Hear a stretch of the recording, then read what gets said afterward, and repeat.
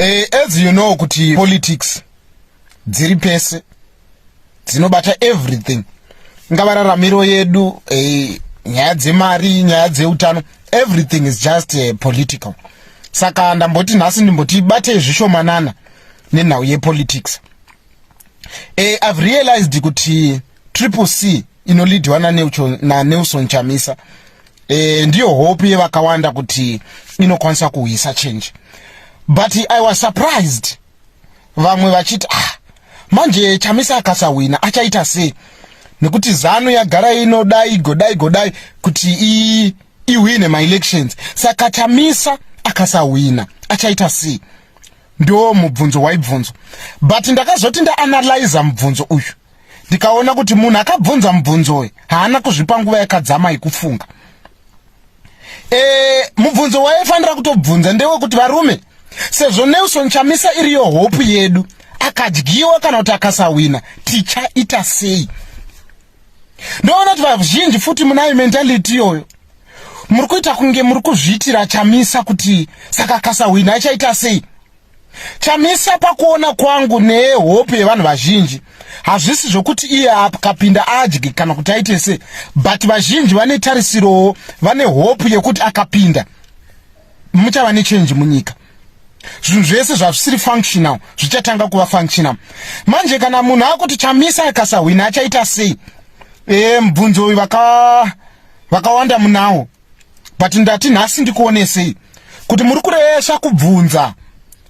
Chamisa akawina akadyiwa anogona kujoina ZANU iyoyo kana kuri kuti anoda kuita zvemari. Chero nhasi uno akamukachiti ndoda kujoina ZANU PF vanomugamuchira, muzvizive izvozvo. Vanomugamuchira akati nhasi ndakuda kujoina ZANU PF, vanotozvida izvozvo because vanenge vachisina competitor. Saka nyaya haisi yekuti kwa Chamisa akasawina achaita sei, nyaya ndeyekuti Chamisa akasawina iwe neni tichaita sei. Because regai ndikuudze hama dzangu, Chamisa akasawina zvizivei kuti marwadzo, kutambudzika, kushupika kunenge kwava extended for the next 5 years.